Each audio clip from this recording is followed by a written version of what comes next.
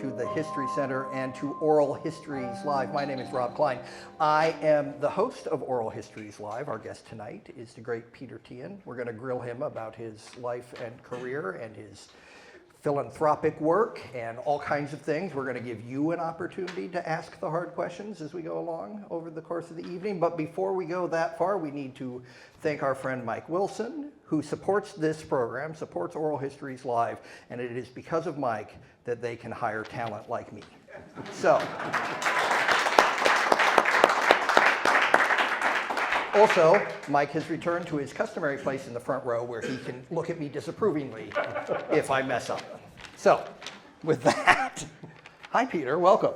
Good evening, it's great to be here. You're very kind to say. We'll see if you feel that way when we're done. We like to start at the beginning. You grew up in Cedar Rapids around your family business. Why don't you tell us a little bit about the history of the family business and then your childhood? Well, the Teahen Funeral Home is a family business. It was started by my father in 1936, and it was located over on First Avenue and 6th Street. Pro Video's there now in the building. He actually moved into that house when he was 12 weeks old back in 1914. Grew up, and for some unknown reason, nobody really identified why he decided to become a funeral director. Now, it's my understanding that John Turner from Turner Funeral Home told him that there was not a Catholic funeral home on the west side of town, and so may have helped him, but that part of history is gone because it was not documented. So he grew up there. I was the youngest of 4 kids. We lived on, the funeral home was in the basement, first floor. We lived on the 2nd and 3rd floor, and had a blast when kids from school would come over, because we point out that closet has Harry in it, and that one over there has Mary in it, and they were terrified to open up any doors. And quite often, they never really came back that often. But we grew up there, and I was the youngest of 4. My oldest sister was 10 years older, and then 2 brothers ahead of me. And never really thought it was odd that to live in a funeral home. I mean, being around the dead and being around grieving and all that, it was just, we actually, to get outside, we always had to walk through the funeral home to get there, kind of like the stairs out here. You come down and you saw it all. You just never could walk upstairs when you had a funeral.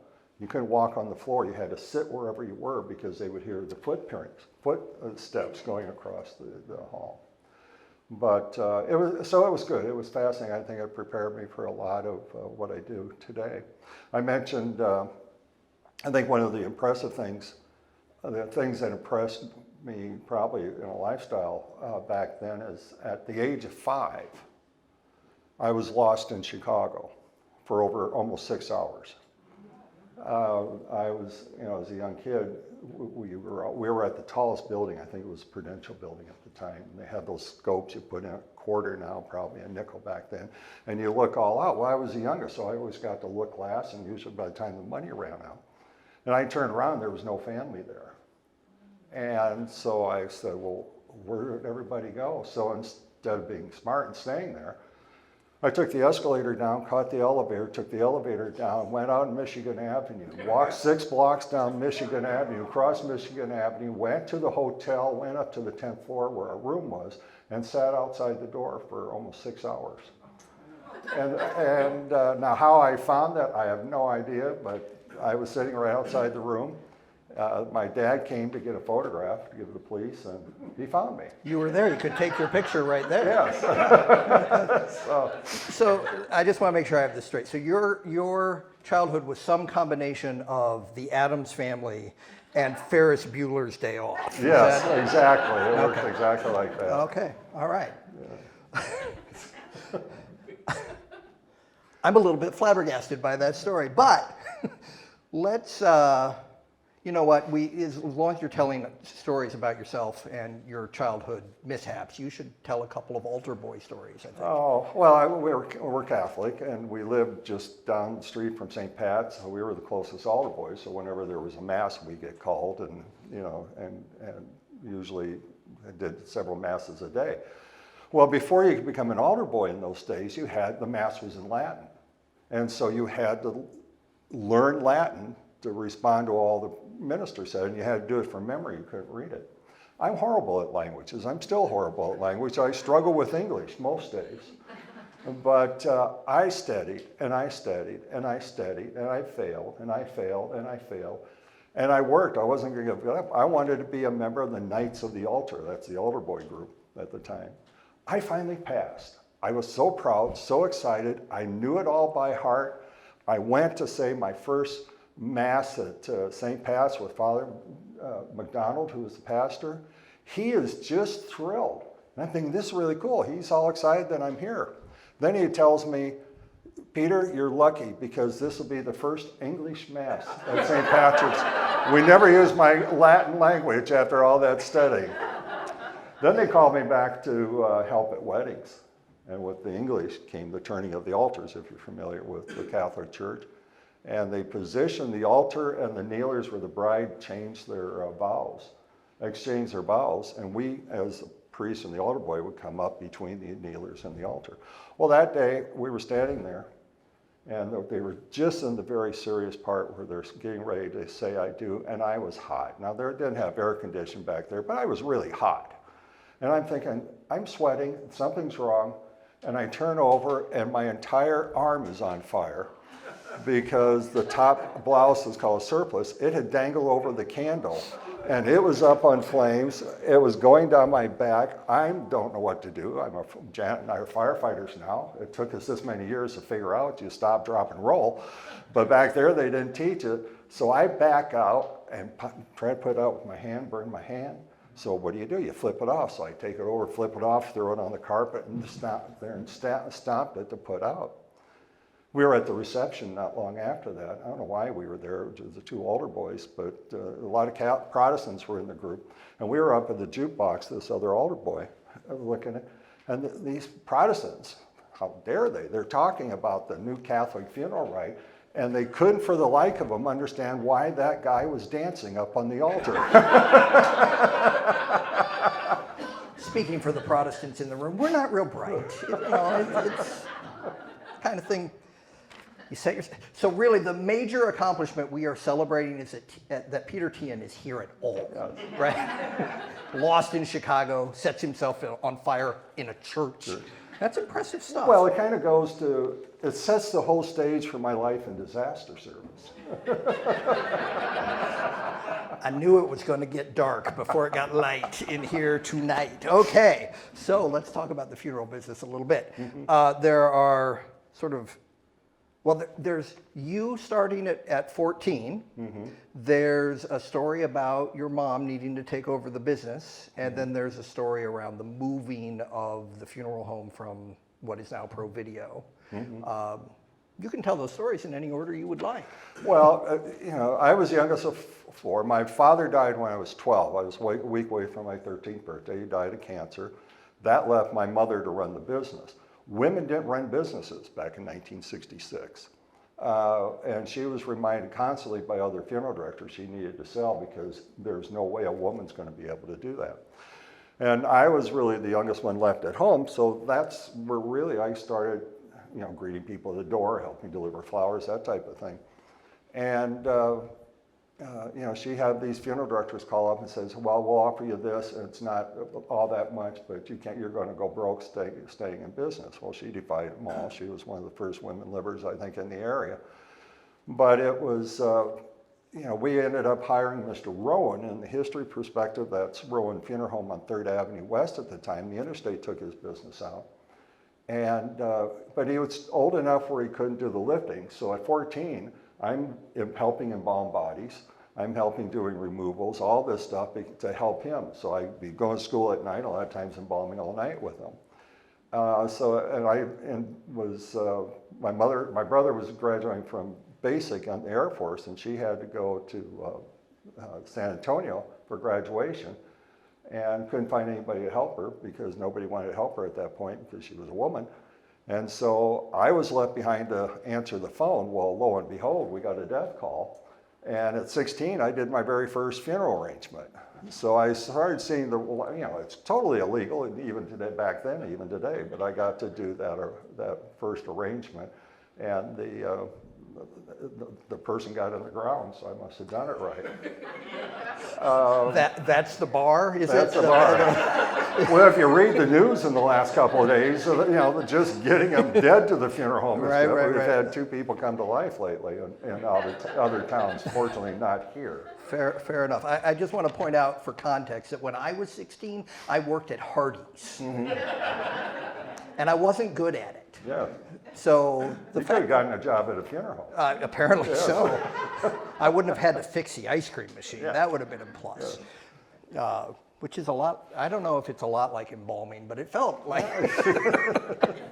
Close to it. All right, so you mentioned the interstate and how it affected another business, but it also affected your funeral home, right? They build 380 and you have to move. 380, we lost all of our parking. It was all on-street parking up and down First Avenue side streets. So, we had some side parking, but not enough. And so we were faced with either, stay and try to survive or move. And so in 1978, I think I was 23 maybe, I decided with my mother to move out to where we are now at F Avenue. It was an interesting experience at that age. I want to say 23, it may not be exact. For a 23-year-old to go get a business loan to build, at that point it's like $850,000 project. We had 6 banks turn us down, even though we had been in business since 1936. But mother was running the business for one, and she got this young kid that catches on fire that was wanting to, to borrow this loan. And so all the big name banks turned us down.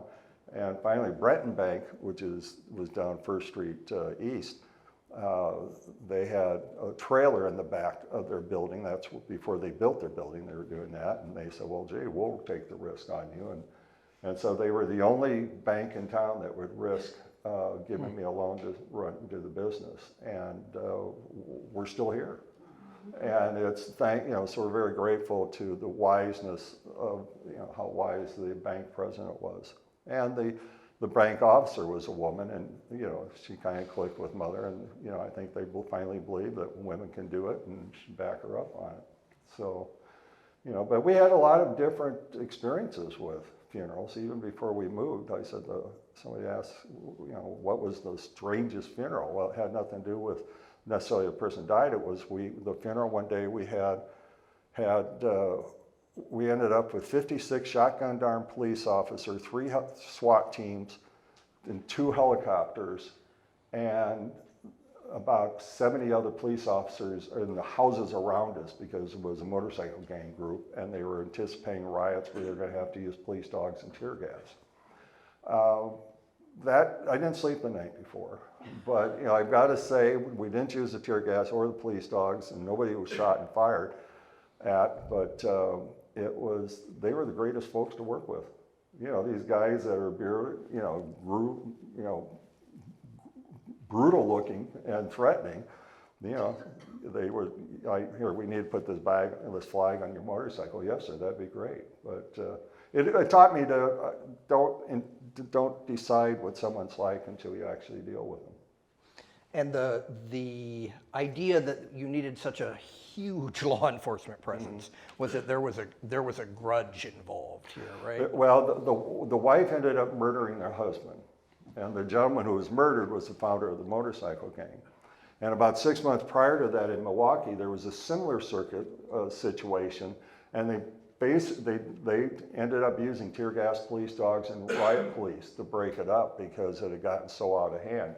And so the police were in constant contact with Milwaukee and, telling advice, and we had sheriffs, we had highway patrol, we had every police officer in the area. And like I said, all the houses around the funeral home there on First Avenue, they evacuated because they figured it was going to get really ugly. And all I could think about all night long was, you watch the SWAT teams and you see these guys rappelling down. So I'm thinking they're rappelling down the outside of the building, and they're going to swing in and break all the windows in the funeral home, and how am I going to clean up the mess? You would have needed another bank loan. Yes. So, and the man of the cloth who was in charge of this funeral. Oh, that poor guy.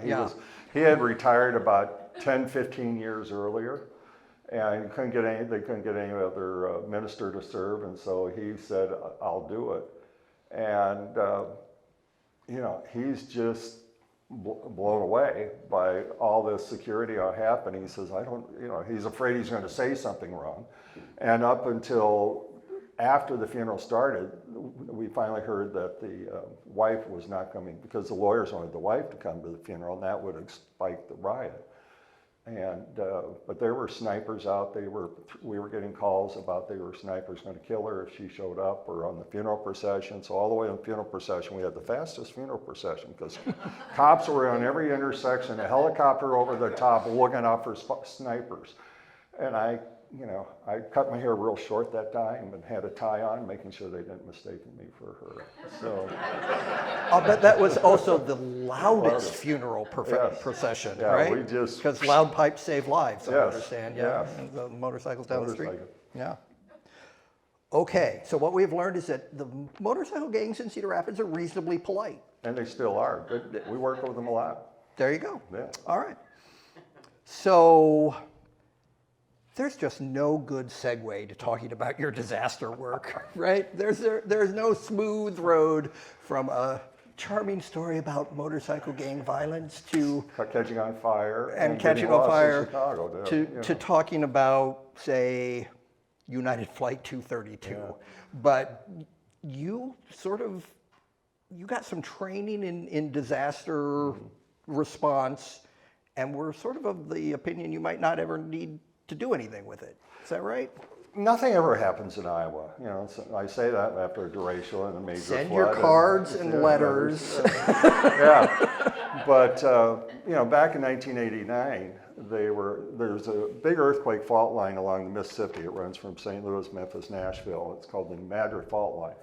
And back in 1989, it was at a 94% risk of occurring any time. The last time it occurred was in very early 1800s, and it vibrated so much it actually rang church bells in Boston. The Mississippi River flowed backwards for 3 days. And there are multiple reports how things just disappeared in the ground because the ground shook so badly. And so in the calculations back then, they were anticipating at least 100,000 dead and over 500,000 injured.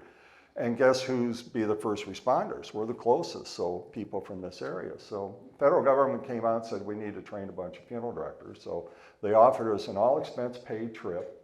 We're paid hotel and food and travel, everything, and it must have really sounded exciting to go to Des Moines that way. But I had need Con Ed hours, so I went to Des Moines, sat there for 2 days, and saw a lot of gory pictures, and came home, I think, with most of the other classmates with a pile of paper and said, really? This ain't going to happen in our lifetime. Nothing this happens like this. So I came back and threw the papers on my desk and said, I've got other things more important to do that are more relevant. That was in April of 1989. Lo and behold, on July 19 of 1989 at 4:30 in the afternoon, I get a phone call and say, United Flight 232 just crashed about less than a half hour ago. 300 people on board, and you took the class, so tag, you're it. And so I immediately deployed up to Sioux City and got in there about 2:30, and it was a whole new world. Things you never imagined. Nothing they taught us in those 2 days class applied. So I became one of the leaders of mortuary affairs for the medical examiners, and ended up sneaking my way into the family assistance center where they kept the families. And that's a big thing for me, because back then, if you were flying on an airplane and the plane went down, your families, the only people the family was allowed to talk to were airline employees. They took control of the families, they housed them, no one from the outside was allowed to come in, so they brought in ticket sales, flight attendants, baggage handlers, and whatever, and that's who you had to deal with. And we had 187 survivors and 112 fatalities, and we had a lot of fatalities. And these people were stumped, and the airlines people were stumped. And I kept talking to a vice president of United. I was working out the airport at the morgue, and I said, we need to access to those families because we're not getting the information we need. And so I called the vice president and said, you ain't getting close to these families. That's not how airlines do it. You'll never get up here. Well, I don't give up easily. And I was working at the morgue. It was about 3 o'clock in the morning. and a phone ring, and this sweet voice on the other line, whatever her name was, says, "Hi, I'm a United Airlines employee, and I have a family up here, and I don't have an answer to their questions. Can someone help me?"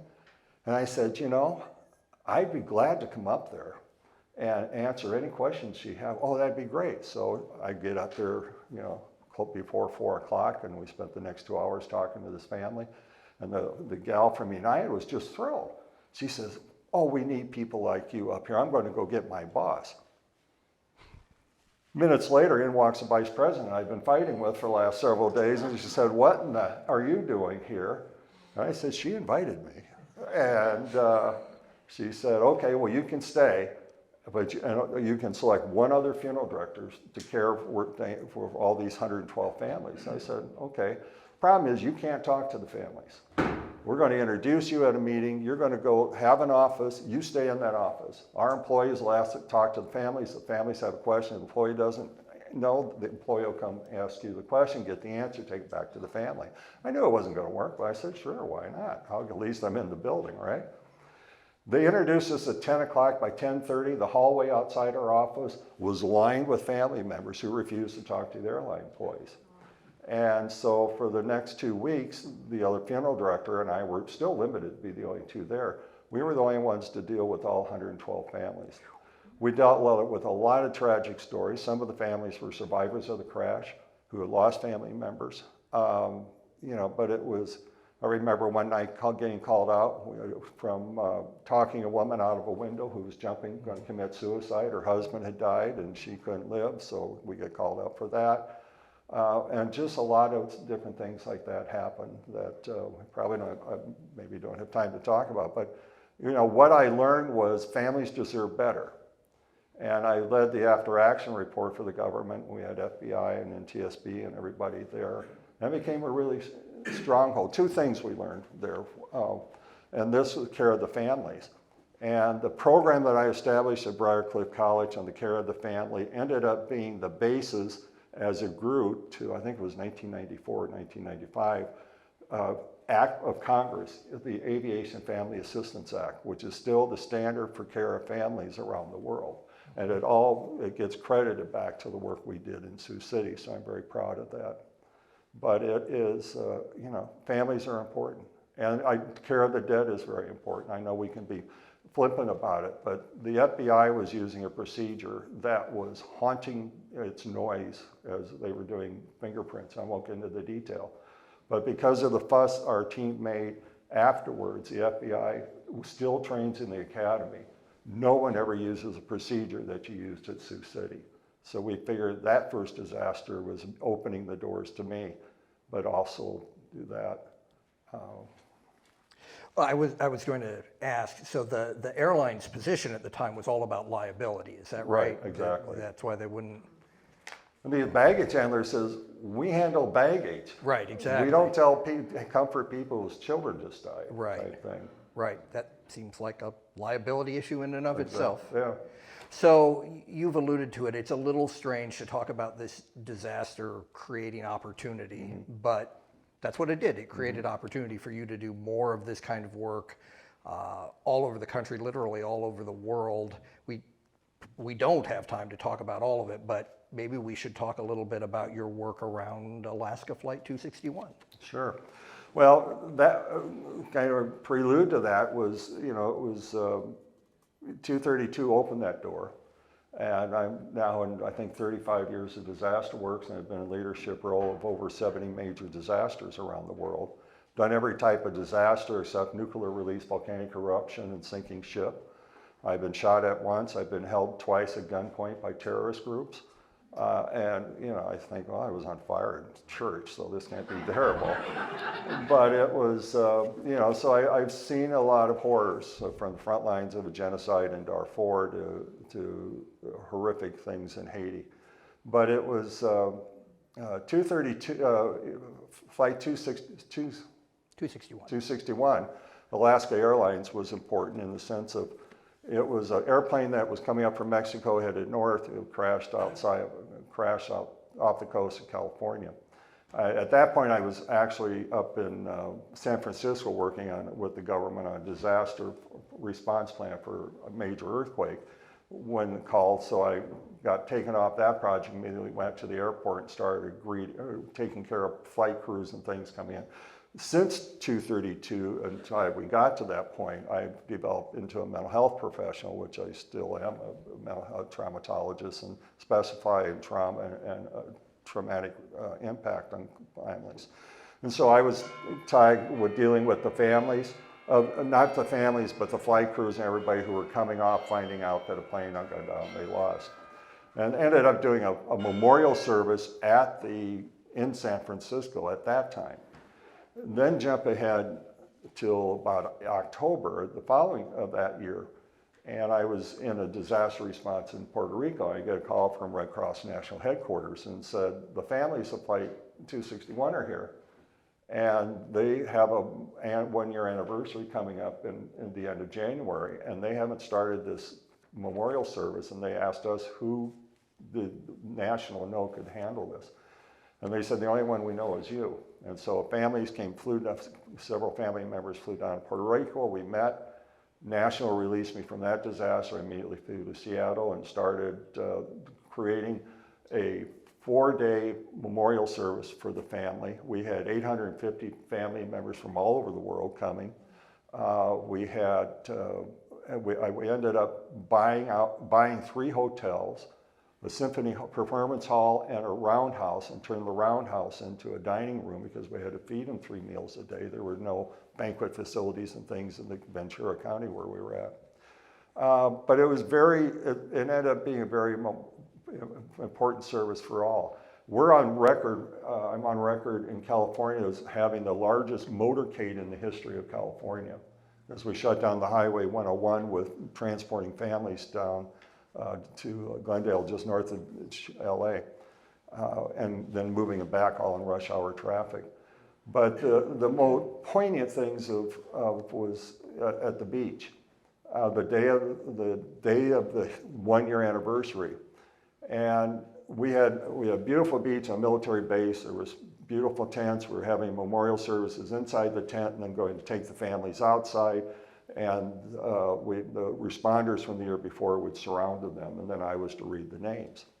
The problem is we had heard gale force winds, and the law enforcement, emergency management says, you can't go out there. Those tents will not stand up in this wind. They're going to be blown down. You can't do it within the people. I said, I'm going out there. I don't care. I said, believe in it. And they tried to stop it all day long. They were trying to stop it because the forecast was going to continue. And I said, no, it won't. God wouldn't do that to the families. And so we're driving all the way out to the beach, and it's gale force winds. It's just a nasty, rotten day, and I'm getting second out saying, hey, up there, pay attention. I'm running out of time. I need you to pick up this call. Yes. Literally, the buses pull up to the back of the tents where we're going to offload the buses and take the people in the tent. The doors on the buses weren't even open, and the wind stopped. We had sunny skies and 0 winds. Now everyone's looking at me. It's like, who do you know? But it stayed beautiful, the whole ceremony in the tent. And then we took them out on the beach, which nobody figured would happen. And one of the things I had done, which I do often, is use butterflies, release a butterfly. So each family got an envelope with a butterfly. And so when I read the name, starting at the time of the accident, when I read the person's name, the family would open up their butterfly. It was earth-moving. It moved us all very personally. I remember one person whose wife had died. He had survived, and he was standing there, and he opened up when I read the name, he opened up the envelope, and the butterfly immediately flew to his lips and stayed there for the longest time and wouldn't fly. We read the co-pilot's name, and the family stood there and opened up the envelope, and that butterfly wouldn't fly. And it just sat there in their hands, and they're looking around, okay, now what happens? What do we do? And about 12 feet over there was the pilot's family. And now you're actually watching this happen.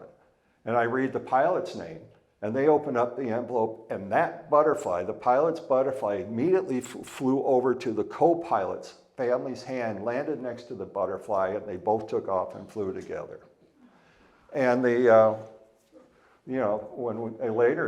I mean, the families came and said they always flew together. They would never fly alone. They'd never take assignment that they weren't flying alone. So that was impressive.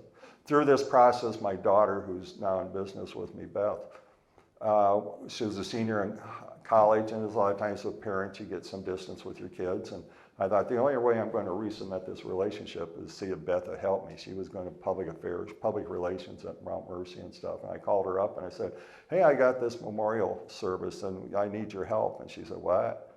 You know, she hadn't worked around funeral homes since 14, you know, and she said, well, what are you talking about? And she said, I can't do that. I said, well, let's try it. And so she came over and helped and was very insecure, very unsure of herself. I gave her a phone number and said, call this family and ask them a question. I can't do that. I said, sure you can. And I kept prodding, and she got stronger and got to know the families more and more. Now this is really before computers, and so we ended up producing for this event over 65,000 pages of documents and reproducing. We had multiple binders with it. But I took this young unassured lady who by the time we left at the end of January was confident. I took a team of 15 people from Cedar Rapids to support my team out there. And I said, this woman has changed. The day I sat there and watched, we were getting ready to transport the families by buses. And we had the CHIPs, California Highway Patrol motorcycle groups, and they're in full dress gear. And this little insecure gal was toe-to-toe with the police officer, chewing him out because he did something that impacted the family and says, don't mess with my families. And by that time, she had learned all the names of the family. She could say, this goes with this, and their name's this, and they're from that. And it was so moving for her that what we found out was that, and she didn't tell me afterwards, but that experience on the beach and everything, she came from that event and had decided to become a funeral director. And I didn't find that out till 4 months later. And when she said, Dad, I'm going to mortuary school because of what I learned there at California with the memorial service.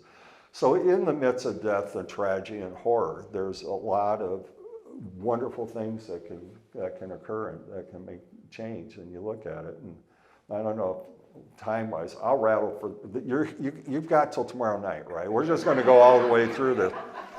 When I talk about disasters, I always, when I lecture on the writings, I always say there's three aspects of every disaster. There's the physical part, that is the broken fuselage, the hurricane damaged houses, the derecho flooded houses. That's easy to see. The emotions is the second one, and the emotion is the tears, the anger, the frustration, the numbness. And you can see that oftentimes in images or in videos and things. I know in Oklahoma City, where I was the deputy medical examiner for the Murrah building bombing, you know, we have a video of the old girl that was one of the victims there who survived, blood and stuff, and she was motionless, staring off a long distance, and her lip was going like 100 miles an hour. You just knew she was ready to explode. That's the emotion.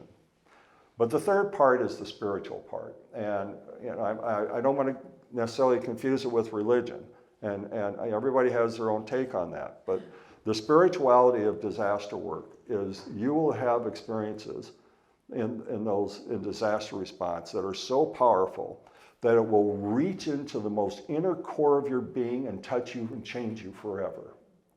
And you won't know what to do with it sometimes. And as, from a mental health perspective, to me, that I lecture and write that is the basis of PTSD. That it is clearly something that, you know, and when I deal with folks with PTSD, I don't know what's happening, it set my world upside down. And it is just trying to put it in perspective. I have PTSD. I have PTSD from 232, and I have PTSD, worst cases, from my work in World Trade Center. But, you know, it is, and I've got, through those experiences, I was a pretty dark time in my life, early years. In 1989, when Sioux City occurred, we had no disaster mental health. Nobody knew about responders. We were losing responders to suicide, depression, divorce rate, all that, because nobody knew how to take care of them. I remember finding myself twice with a gun in my mouth, thinking, I can't do with this. I'm ashamed of whatever I did. And it wasn't anything to be ashamed about. It was a young child who we found dead. The only way I could identify him to the mother was taking a little piece of shirt off his racehorse designer shirt and cleaning all the body fluids off of it and cutting it out and drying it with a blow dryer, walking into a young mom who was on the crash and lost her baby because she didn't hold on to it tight enough, which she physically couldn't anyway in those type of G-forces, and ask her if that's her baby. Nobody prepared me for that in those 2 days. But that's spirituality part, and that's why when the different projects with the military and everything I do, I'm always going back to the core thing. We've got to find out what that spiritual moment is for you, and then help us reframe it. And instead of being embarrassed or ashamed that I wasn't man enough or gutsy enough to be able to go in and give that cloth to that mom and tell her it's her baby and hold her there while she breaks down, and I couldn't just suck it up and walk on. You reframed that, and what saved me was I now wear that as a badge of honor. Not that I'm, glorifying what I did, but the fact that I have to recognize that what happened to me after 232 was I allowed myself to touch another human being's inner soul with their child. And I was humane enough and human enough and kind enough to let that impact me. And that's something we need to glorify. And that's what I talk to soldiers and things about on deaths is, shape and see, take it and be proud of what you did because you let your humanity in. All right.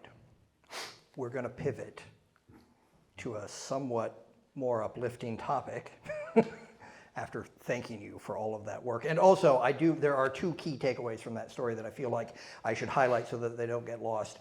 Peter sees First Avenue closed in the 70s for a motorcycle gang and suddenly thinks he can close the 101 in California.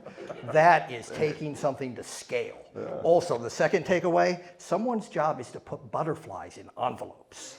Yes. I would like to know more about that, but not right now. What I'd like to know more about right now is the Freedom Festival. Freedom Festival. It was 1983. And in 1983, there wasn't any fireworks in Cedar Rapids except at the All-Iowa Fairground racetrack. And if the races ran late because of an accident, a lot of times they didn't have on until 11:30 at night. And so my wife and I had 4 little girls, couldn't stay up, keep them up that late. I don't know if the kids probably could, but we didn't at that age. But so we went out to Fairfax, who had great fireworks and still had great fireworks. And we sat in a gravel road by a cornfield watching their fireworks. And I turned to my wife and I said, this is nuts. This is a great show, but we need fireworks in Cedar Rapids. Next year, I'm going to shoot fireworks off in downtown Cedar Rapids. And she looked at me and said, what? And I said, yeah, I'm never going to allow you to do that. So that was July 4th, obviously, came home. In August, I approached the fire marshal. His first reaction, he happened to come to the funeral home. I said, I want to shoot fireworks off downtown. And he said, it won't happen, no way. And he went in, and he's Catholic, must have said a rosary or something. He came out, I changed my mind, I don't know why.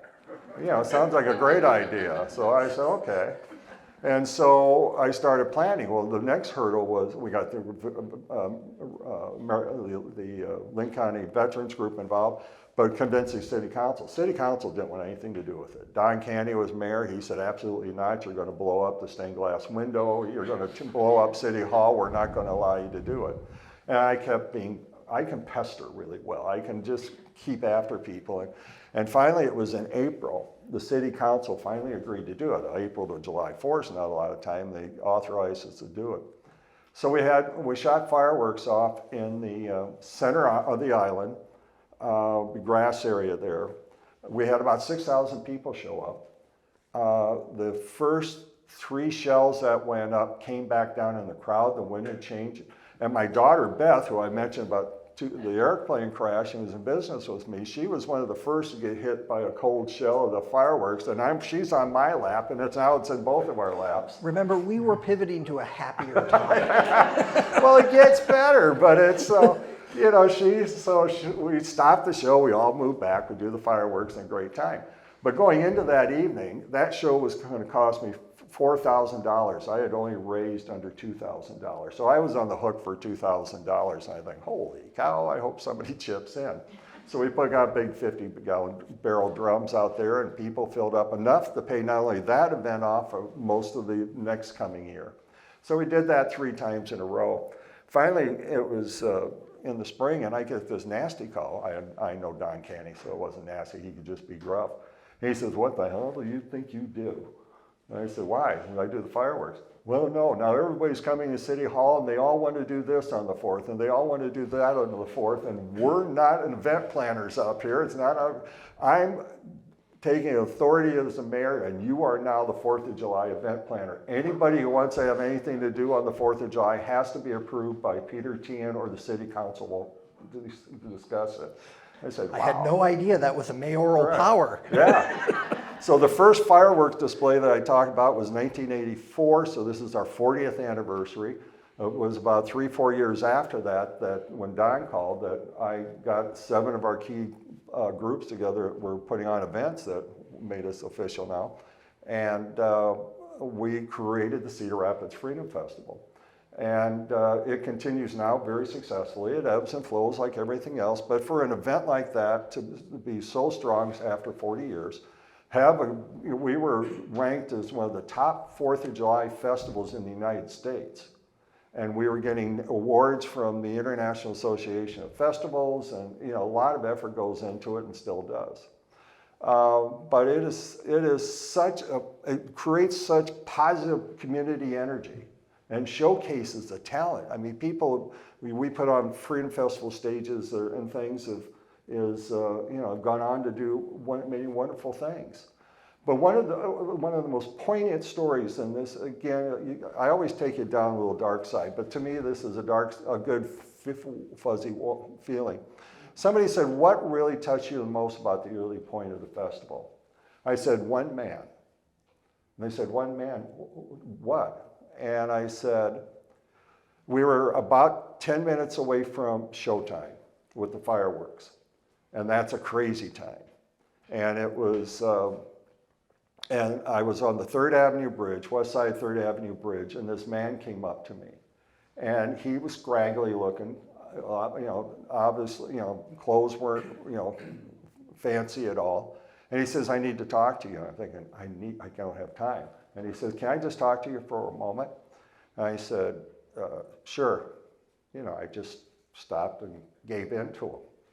And, when I tell the story, think about this. The coincidence of this man finding me 10 minutes before showtime, and for me to foolishly say, yes, I'll talk to you, set a precedent for the festival. And it's this lesson we taught to all board members afterwards. He came up to me, he says, I need to thank you. I said, thank me for what? He says, I've been unemployed for several years. He says, I have 5 little kids, and they were all standing with him. And he says, I can't afford much. And he says, do you know what it's like as a father who can't work, doesn't have work, trying to take care of the kids with your wife, and you're trying to stretch a budget? You know what it's like when the kids say, hey, Daddy, can we go here? Can we go here? Daddy, Mommy, can we do this? And I have to constantly say, no, because we don't have the money. He says, you may not understand this, Peter, but the Freedom Festival and being able to bring my kids down to the Freedom Festival and celebrate with them, because all the events are free and you don't charge. He says, this is the highlight of my year because I can be proud to be a father because I don't have to be ashamed that I can't celebrate with my kids. And to me, that was powerful. It's like almost a spiritual moment. But this man revealed himself so much to me that the poverty level of him, that he would be feeling belittled as a father because he couldn't afford what everybody else has. But this special event that I deeply love and appreciate the Freedom Festival now, still after 40 years, it still continues to be free for the majority of the times. And people come down, doesn't matter what walk of life you are, how rich or poor, or what you believe in, you come down and we celebrate a community. And you may have a millionaire in town sitting there, and right next to him may be somebody on the grass watching the fireworks that doesn't have a job and can't do it. But they're together, and that's what brings the fireworks together. Now I have to, Freedom Festival has good things, bad things. One of the good things is my wife over here was the Freedom Festival director for over 10 years, and we met there. And she was here. She had the festival when we were inundated with the floods of '08, and she took the festival when a lot of other people could have closed it. She kept it open, and she let it grow through her tenure. Now she'll tell you that she didn't like me then, because I was. Does she like you now? Some days, but back then she said, she'd sit at the other end of the table and you'd be doing your texting and mailing. I just wanted to take the phone out of your hand. She says, I really didn't like you. And later we both became single, and she went off to Rockwell and got single. I was single, and I ran into her and found out she was single. I said, hey, you want to go out sometime? And she said, with who? And so you just never know what's going to come out of the festival, but dearly love that lady. I think you also just implied that Rockwell causes singleness. Well, no. We do not adhere to that belief here at the History Center or Oral Histories Live. Great organization. So Peter was saying that $4,000 for fireworks the first year, 6,000 people in attendance. In 2017, 377,000 residents and visitors attended the Freedom Festival, and the festival now has an annual impact, pandemic years aside, I'm sure, of $13 million on the in economy. the community. Yeah, and all of it's donated. All of it's free. I mean, we get the corporate sponsors. Yeah, but it's really is remarkable. It's really amazing. All right, before I let them hound you with their questions, I want to ask about this absolutely insane thing you're about to do. Tell them about the absolutely insane thing you're about to do. That's why I figured I better give you the brochures ahead of time, because they kind of explain. My wife loves me deeply, and she was, in this case, back in 2019, was the perfect mom. And you all know who a perfect mom and perfect dad is. You have your kids come up to you and say, hey mom, hey dad, we want to build a rocket ship in the backyard this summer and shoot it off to the moon. And you think, good, that'll keep them busy all year, keep them out of our trouble. Sure, kids, you go right ahead, let us know what you know. So in 2019, I said, hey Janet, I think I'm going to take the plane and fly it around the world, solo. Oh, okay. And so the next year and a half. I think that's more evidence that she doesn't really like you. For a year and a half, I planned this incredible flight, a solo flight around the world, and I get all excited. I come to the plans and said, look, here's the plan, and I've got it all solo, and this is the route I'm going to do, and it's going to take me X amount of months. And she smiled politely, and being the typical mom, she patted me on the head and say, sure, honey, that's great, but you're not doing it by yourself. So if you can find somebody else as crazy as you to do the trip, then you can certainly do the trip, but not unless you're not doing it solo. So I found somebody else crazier to do it. My cousin by marriage, her cousin John Ockenfels. They used to have city recycling, but Carton Recycling Center. But so John and I got together and decided to do this flight. We were stopped twice because of COVID. It was supposed to be 20 and 21, both times stopped. We were going to go last year, and it was a flight that was all three of those first three flights took us to the Philippines, up to Japan, through Russia, and over the Bering Strait into Alaska. That's the shortest, easiest route. We got canceled because of the Ukraine invasion. So John and I said, are we going to do it or not? So the only way we could do it is, in the back of the brochure, you see the airplane. In the history of aviation, there's only 700 pilots in history who have achieved what we're setting out to do. Now that's compared to over 5,000 who have climbed Mount Everest and 500 have been in outer space. So to say there's only 700 pilots in the history of aviation, that have done it is remarkable. And of those 700, there's only about 260 some alive in the world today. So it's a really rare event. So John and I decided to do it, but we didn't want to do it because of you see on the stories I've shared, of my belief in giving back to the community, that we decided we're going to do a charity flight. And so both of us are Rotarians. Rotary is very involved in ending polio in the world. They're the leading agency since 1984 to end polio. So it is a charitable flight to end polio. It is 100% of the money that we raise goes to Rotary. We're not one of these fundraisers who say, hey, they're going to raise money and they're going to take all their expenses out and what's left over Rotary gets. John and I have personally committed to pay all the expenses of this flight out of our own pocket. 100% of the money goes to Rotary. Of that 100% of the money, Bill and Melinda Gates Foundation, in relationship with Rotary International, will give $2.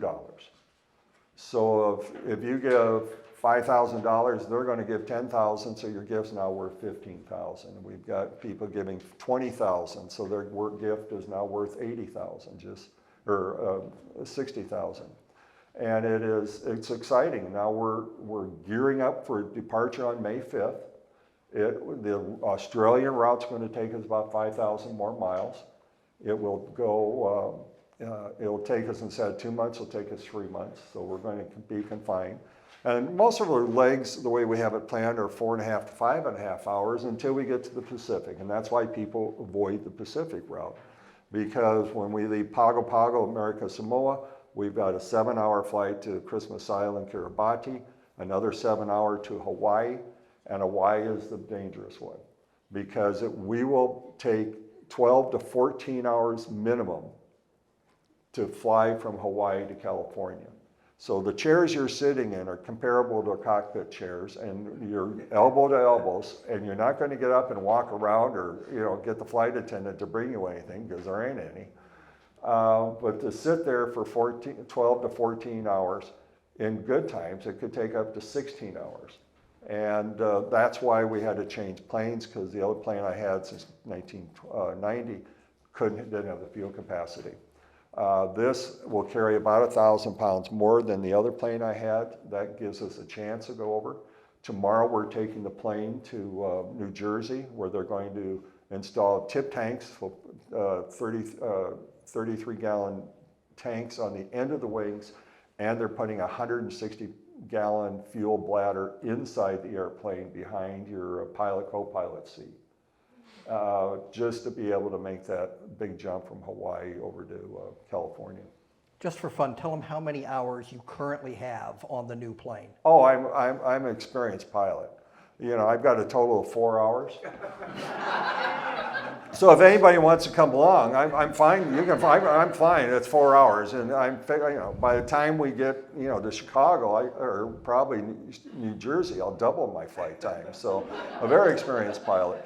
The good thing is John, my cousin and fellow pilot, by chance, has the exact same plane, same color, same year, same model, a different VIN number.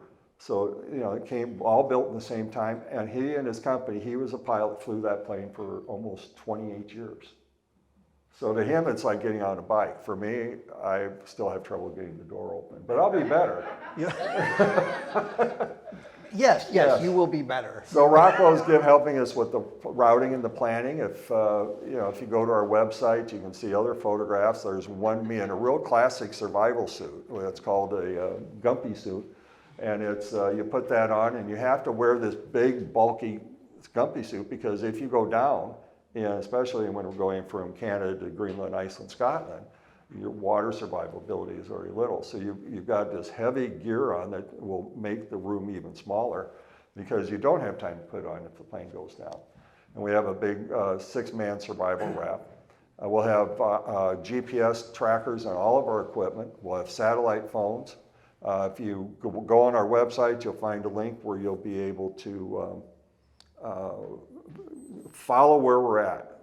And so you'll be able to see where we're flying at with a 10-minute delay. So you'll see our plane on the map will be hopefully 10 minutes further. Now, Janet doesn't like this, but I say if after an hour we haven't jump very far, call the Coast Guard, because we're probably in the drink just sitting around in the raft. You think she's going to sit around and just watch the tracker?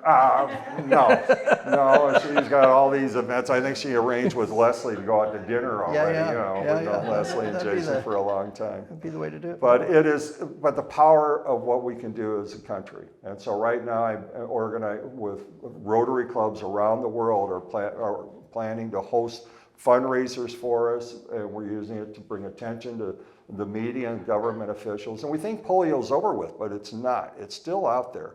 In fact, in August of this year, I think New York reported their first polio case in 20 years. Great Britain had, I think, 10 cases, the first in 40 years. And if you look at the vaccination rate of children, the vaccination rate around the world has dropped, and a lot of kids aren't getting protection of polio. And I don't know why we'd be worried about infectious disease at all, though, right? Yeah, it hasn't caused any problems. Yes, none whatsoever. It's what's that 5-letter word? Yeah, we don't say it here. We've had a lot to learn, but we have to save the kids.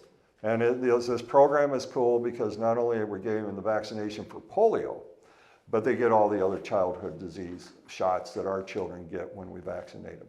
And if you get someone who's been impacted by polio, in a lot of these second, third world countries, they're considered waste. They're not, the countries just don't appreciate them.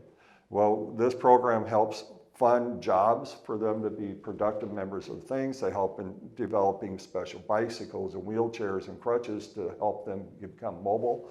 It helps for clean water efforts. It helps disease mitigation, and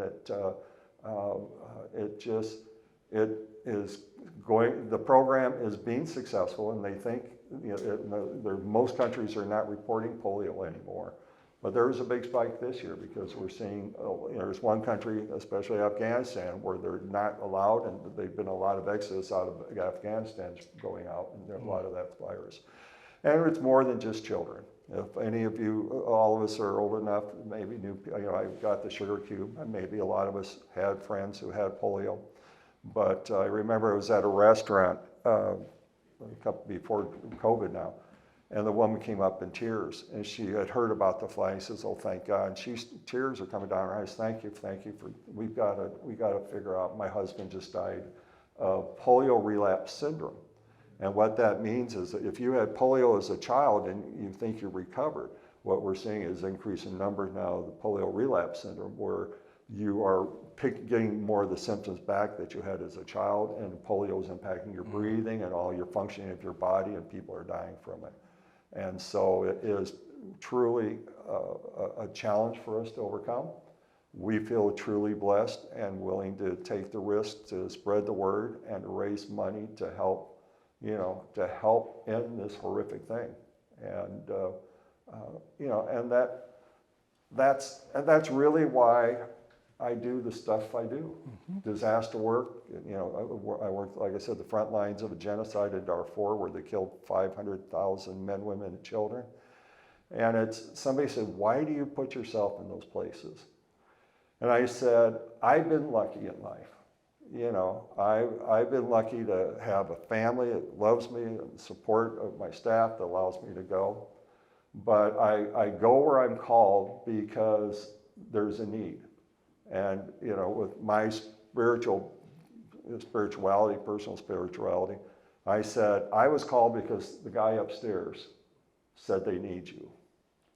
And I figured, and I remember standing there in Darfur with this 50 caliber machine gun and a Land Rover with about 6 of the terrorists. People are doing all the killing of men, women, children, and they were like from that window to me here. And I'm the tall, big white guy in the middle of a black population. I was hired to do that for Great Britain on a special project. I created a mental health program for humanitarian aid workers on the front line of conflict because they're getting shot, killed, and beaten in numbers we've never seen before. And they had heard the work I did for the military, so they asked me to come in and develop the program. Well, then they said, "Well, you developed a program, now you got to deliver it on the front line." So why not? You knew you were not in Kansas anymore when the UN airplane lands on a desert runway. and there's 5 Russian cargo ships crash landed and skeletonized on the side, and they get you in a car that has bullet holes across the front. And it had just been recovered from the gingerweed from a week before. And then the whole story of almost getting run over by a 3-legged camel is a whole different thing. But I figure I'm placed where I need, he puts me where I need to be. And I figured, you know, like looking at the barrel of that 50 caliber, all I could do was look and said, God, you brought me here. Where's it end? You know, and they ended up laughing after several minutes and driving off and leaving me be. So, been blessed. Those are amazing stories. I'm sure you have questions. I want to mention a way that I have been blessed. When my oldest son came to my wife and I and said he wanted to build rockets in the backyard, and we said yes, we got an aerospace engineer out of the deal. See? As opposed to a guy who wants to fly around the world. So I'm going to prove that it's round. Well, that's a second story. I can tell you this, even if Janet won't watch the tracker, Brian, our son, will watch that tracker. So we'll hip him to that. What questions do you have for Peter?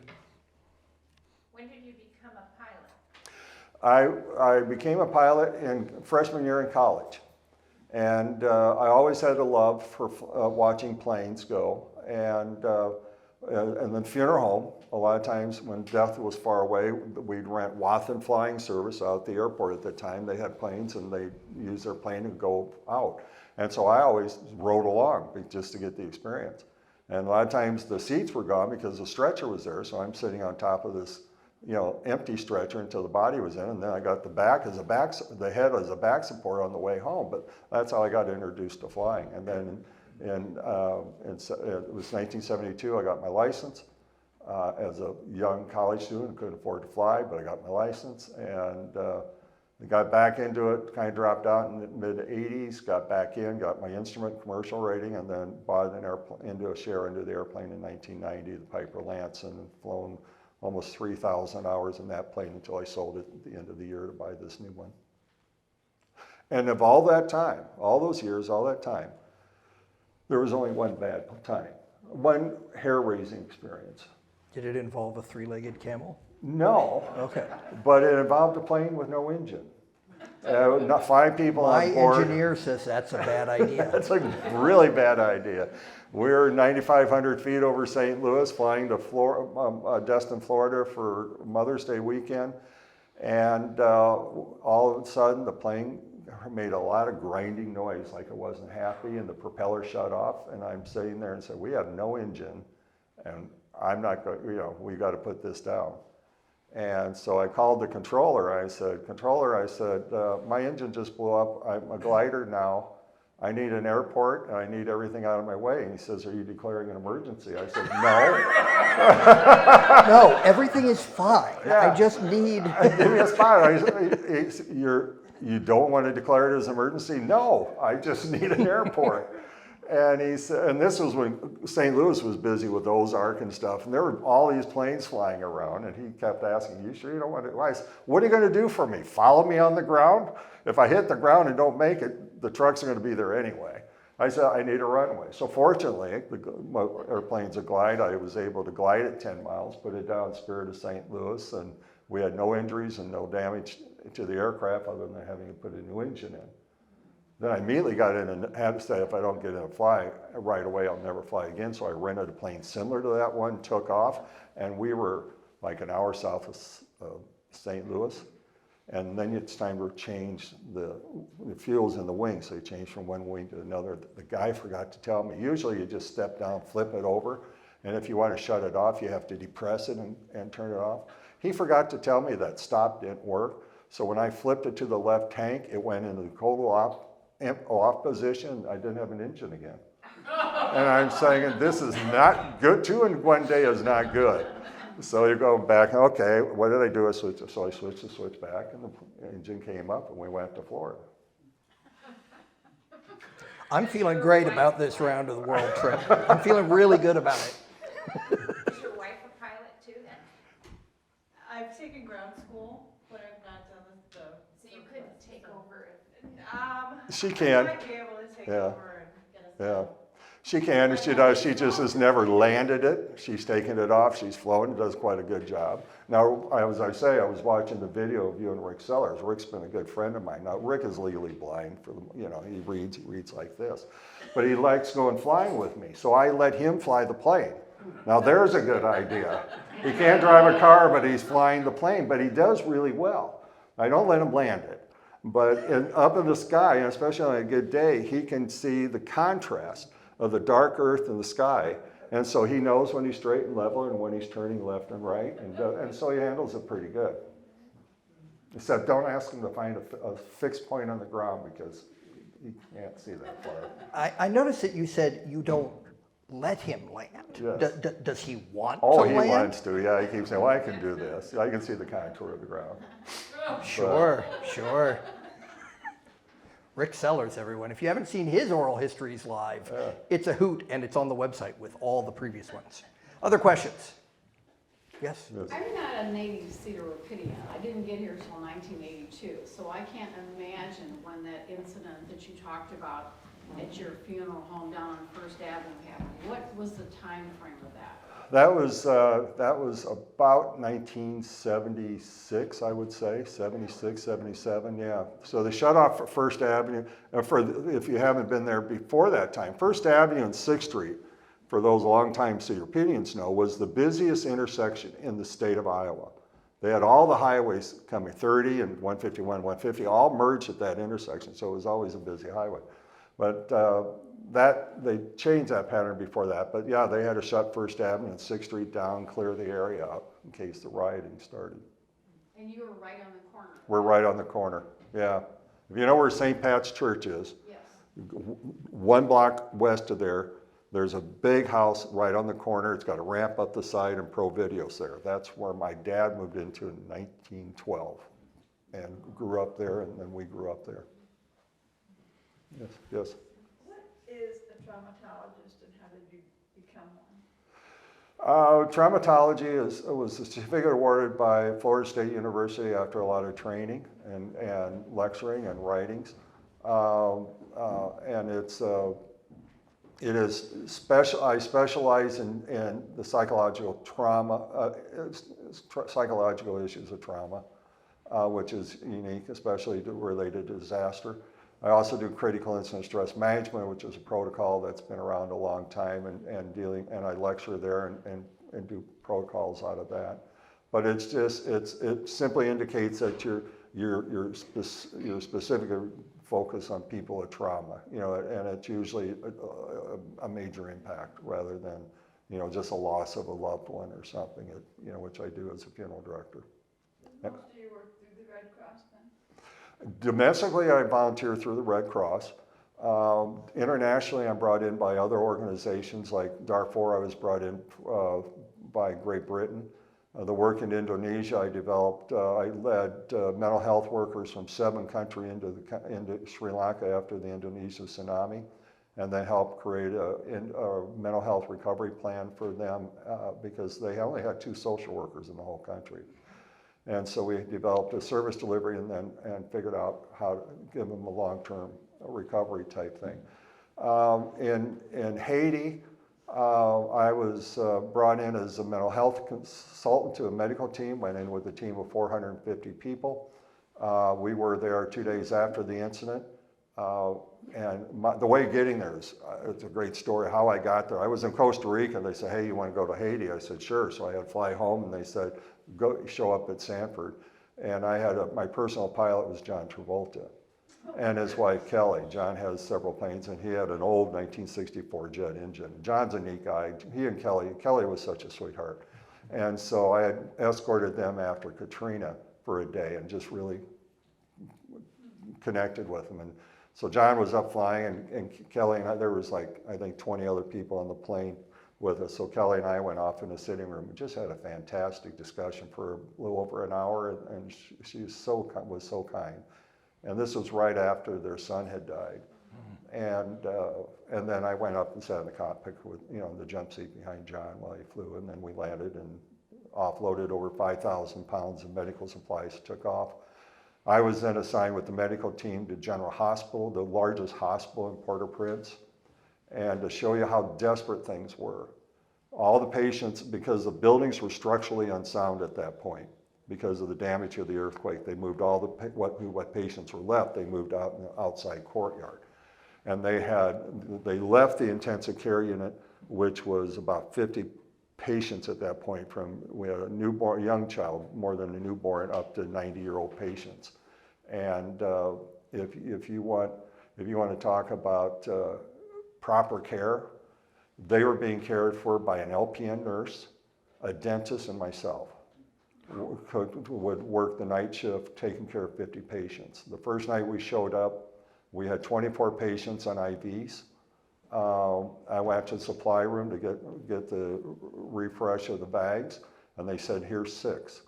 So the first task that night was to figure out who was going to die, and we started pulling their IVs and tried to do it.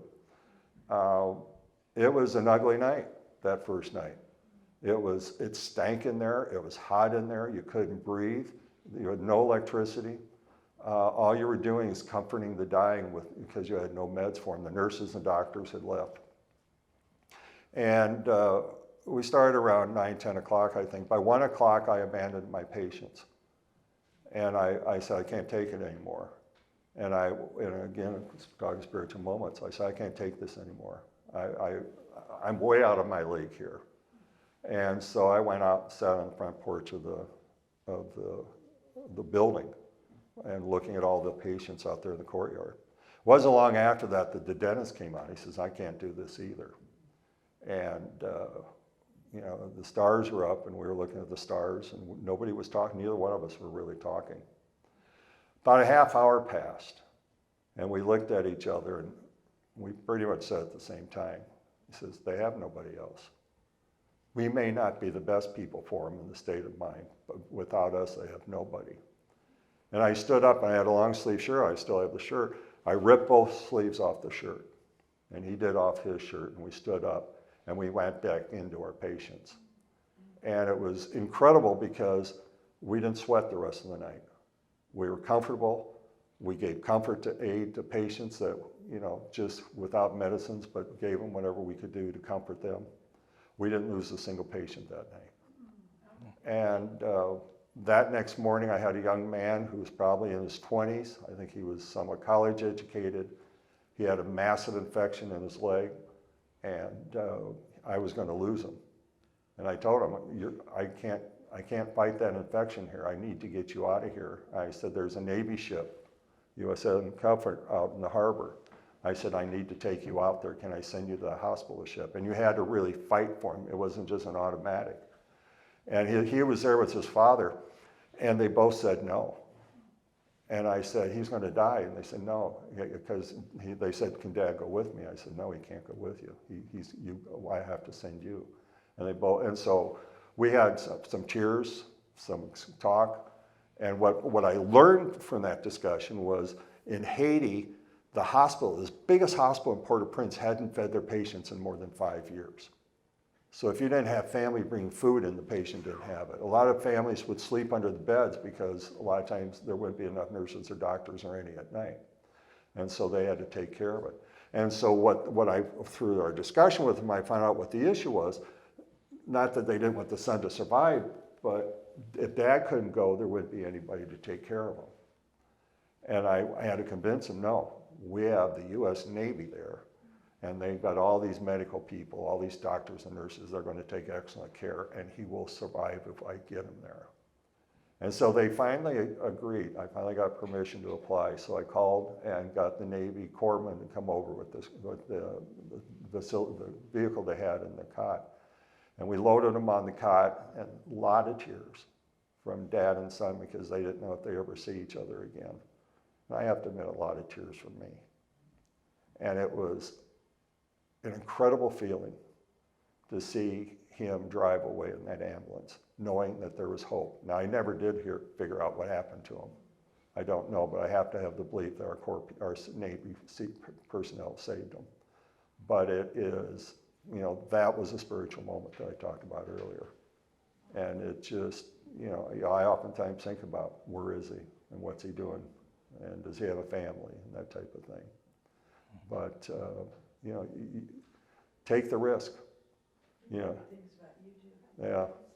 But there are so many hurting people around the world, you know, that, you know, and there's so many in our community and so many around the world that we can make a difference.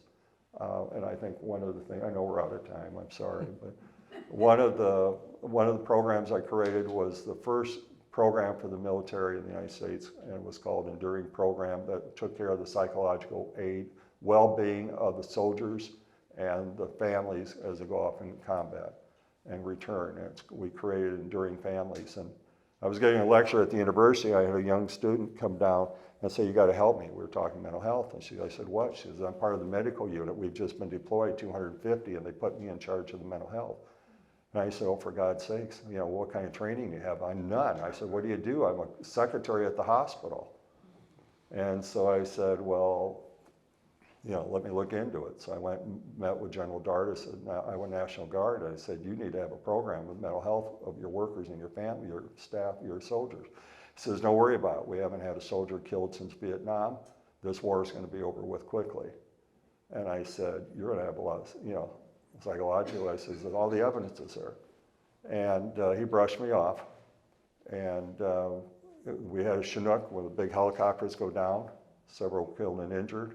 I was on Key West, sitting on the beach. I got a call from the general staff and said, "Hey, you had that program, and you told the general this is what you need to do, and we just had this happen. Can you do anything?" I said, "Well, I'm on the beach," but I said, "Let me see." And so I had a network of people. We brought it in and created the first program.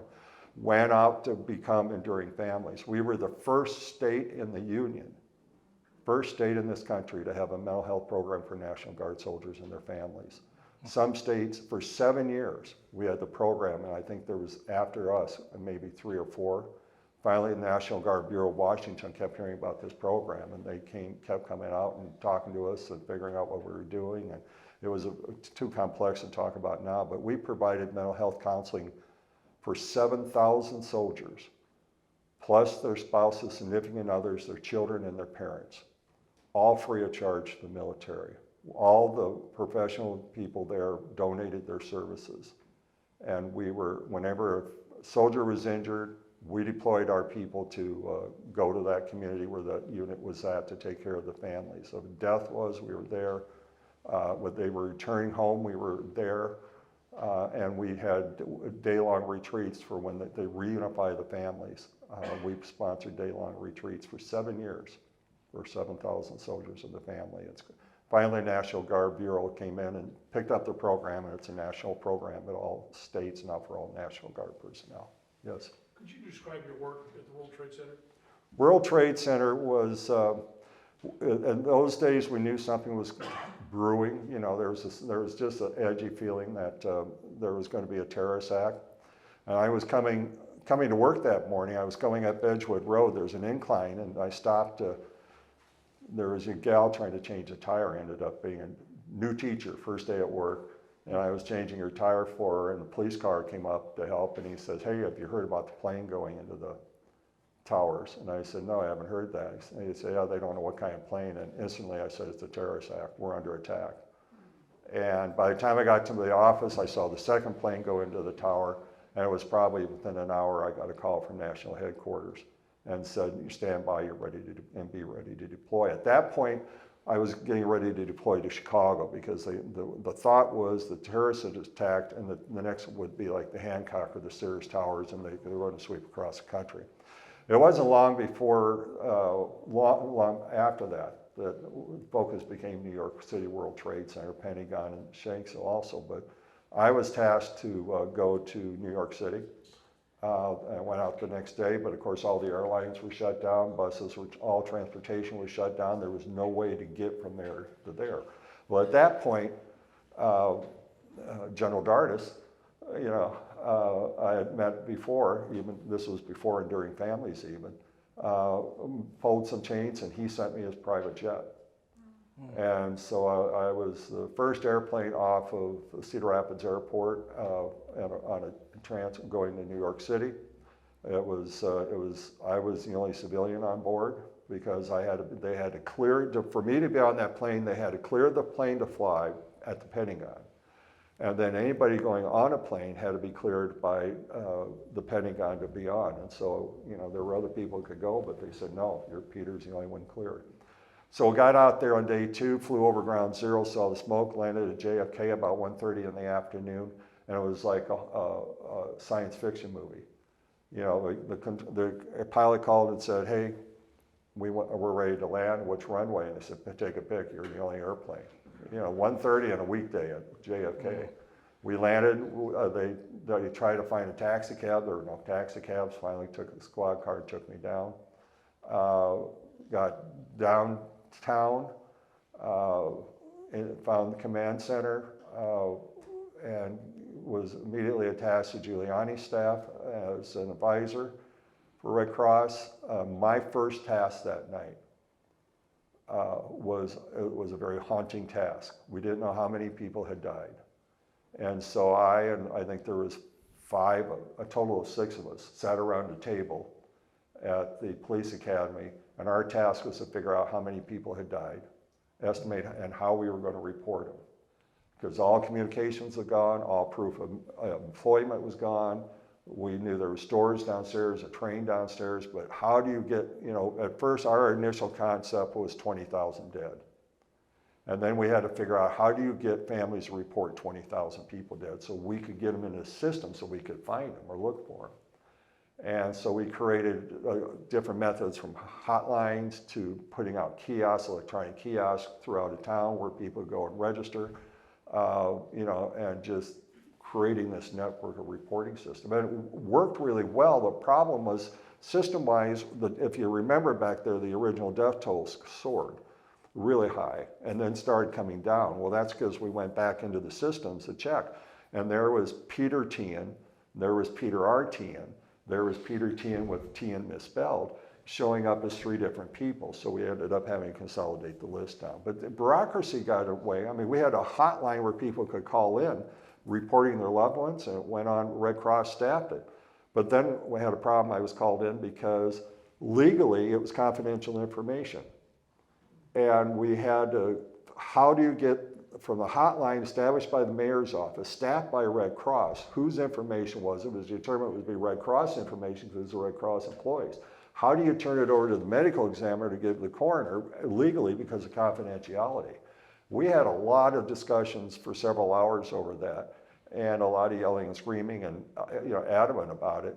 And finally, the attorneys handed me the document and said, we never saw this. We don't know where it came from. You know, you give it to, you know, whoever you think needs to get it. And they walked out the door, and I turned it over to the medical examiner's office. So those legalities get in your way there. So I ended up a little over 5 weeks there. My job was I was never digging for the dead. I don't reach disasters. I don't respond as a funeral director anymore.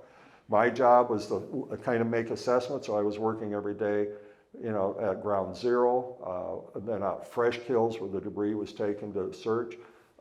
Again, there was searched like 4 or 5 times at ground zero, and then it was taken out to this closed landfill, and they search again, finding more.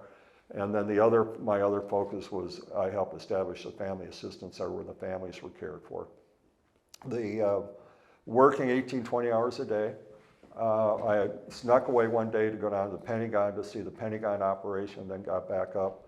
But it was, you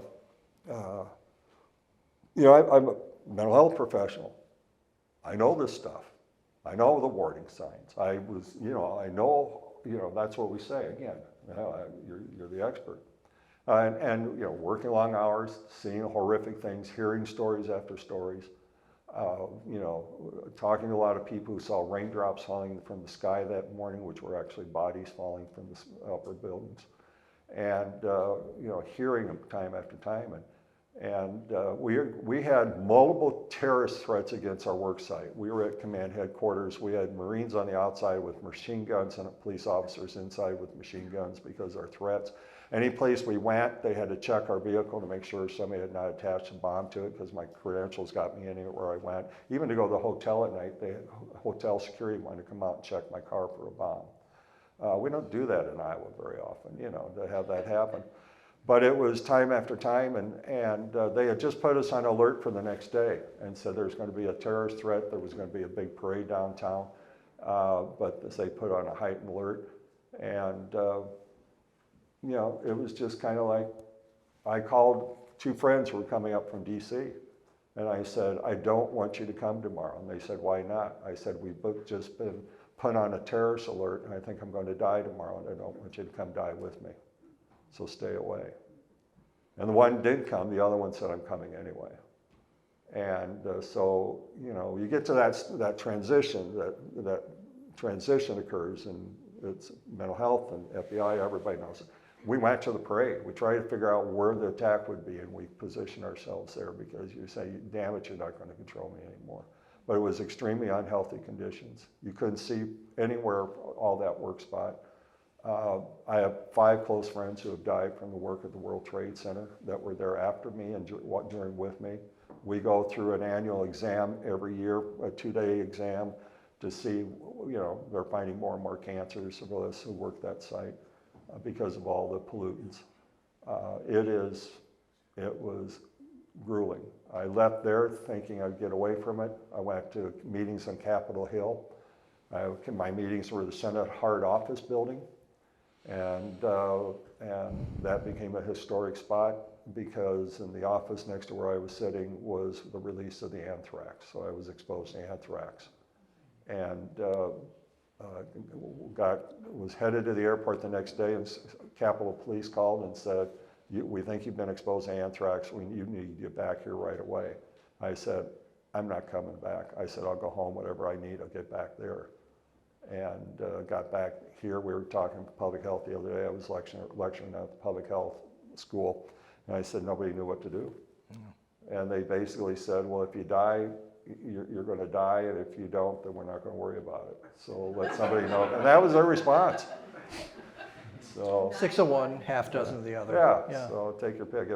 I said if I die, I'm not calling. That seems Yeah, reasonable. so- That seems reasonable. Okay, we want to end on a positive note, so I'm going to ask you the question we ask everyone.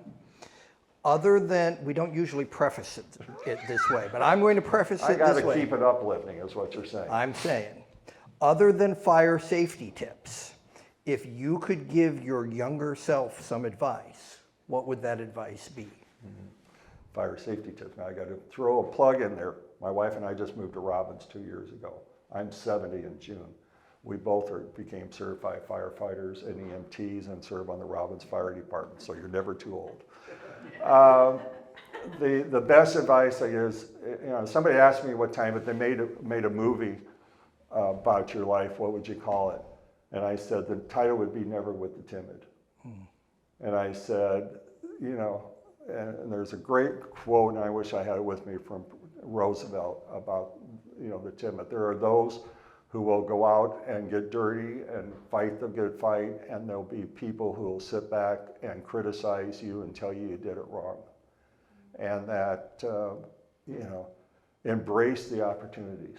Put faith in yourself and put faith in, and always get back to your community. That was a pretty good summation of that Theodore Roosevelt quote. He has a thing to say about critics. All right, Peter, thank you so much, not only for being here tonight, but for all of your amazing work on behalf of people who really need that humane kindness that you bring to everything you do. We're really, really grateful. So if you'd help me thank Peter.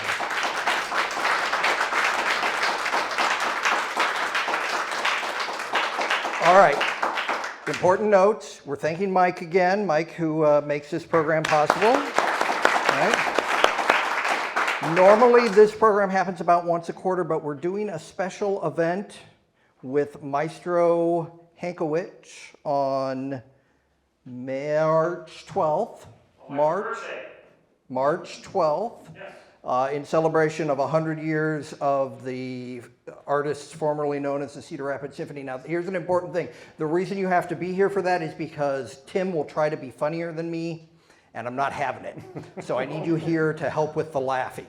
So that would be very helpful. Again, that's March 12th. Maestro Hankowicz will announce the following events after that. If you are not yet a member of the History Center, you should ought to be, and you can sign up, I'll bet, tonight. Thanks so much for coming out tonight. And again, thanks to Peter Teahen.